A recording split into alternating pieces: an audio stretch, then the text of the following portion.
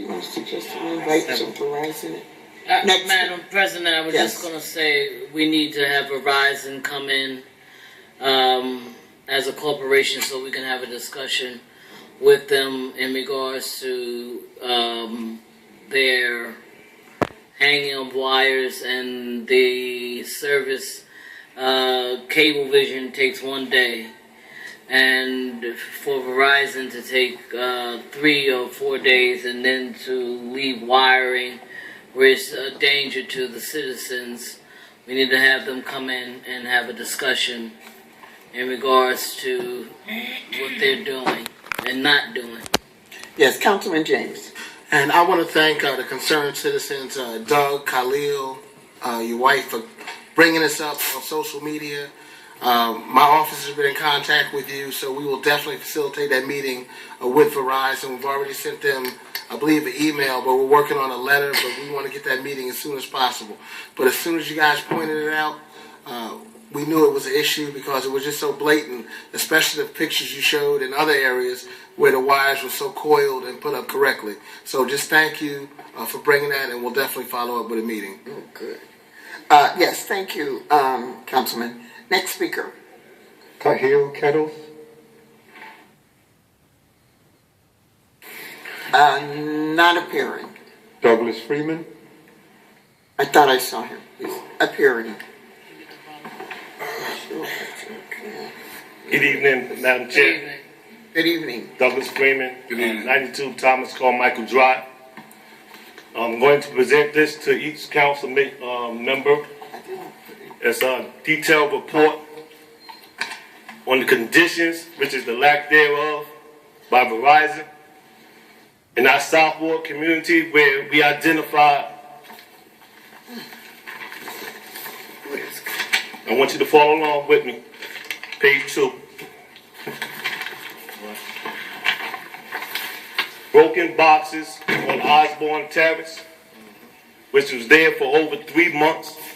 It took 5 technicians to fix it because of the fact that we had to actually make emails and pass out emails and Facebook information. Wires hanging at the same residence by that box on Osborne Terrace. Oh, where's the camera at so I know where to go? All right.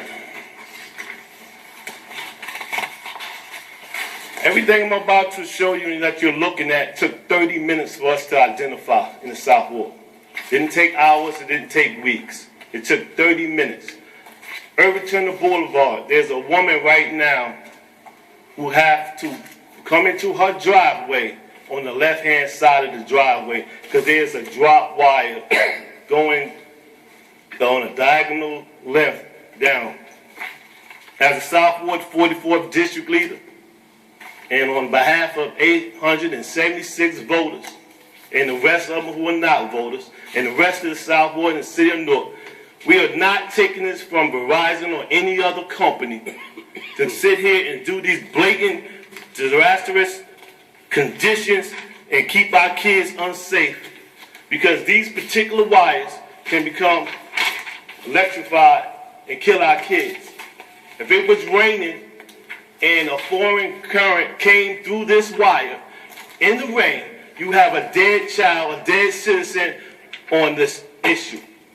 The next thing is that the same pictures of which you are looking at, you are making, and I'm not saying it to the council, but we are allowing our kids to become comfortable with hazardous wires.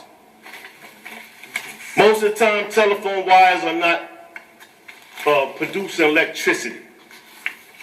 But if PS&G wire falls down on Irvington Boulevard, those kids are familiar and comfortable with wires hanging on the ground.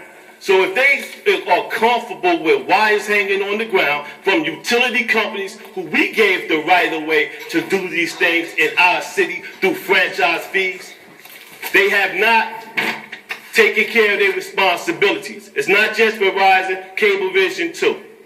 So what we're asking for, if we have, and I'm asking the council because we're going to follow up, we want language that's going to ask Verizon and Cablevision to put into a fund that's going to hire some of our citizens to inspect them like we inspect plumbers, carpenters, and anybody else that do any work in the city of Newark. We will not allow this to continue. This is a new product in which they started fiber in 2009. Look at the conditions that they have put the city of Newark in, and then look at the conditions on the third page, last pages of West Caldwell. West Caldwell area is conditioned in a nice format.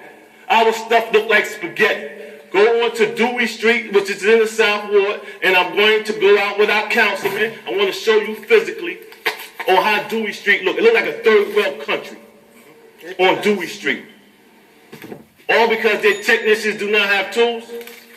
So I want to sum it up that ask not what our city can do for us, but what we're going to do for our city, and we want this stuff handled ASAP. Thank you very much. Have a nice day. Mr. Freeman, a quick question. When you approached Verizon, what was their response? Mr. Tom Nugent called today and asked for a meeting, and then we're going to also follow up through your office, Madam Chair.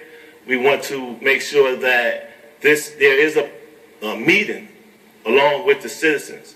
The documentation that we give, we want it to be available for all the citizens. If they do not have it, they can get our email and we'll send it to them. There needs to be an understanding that we have transparency here. Absolutely. Councilman James has already indicated that a meeting is scheduled soon. Apparently, the administrator or whatever his position is at Verizon heard you were coming and decided to get ahead of the curve. But thank you for your advocacy. All right. Thank you, Madam Chair. Mr. Freeman, I'm sorry. You said on Irvin Turner Boulevard? On Irvin Turner Boulevard, there are wires hanging right now by the 70, a little bit past the 78. By Shabazz, there were boxes hanging. It's just blatant.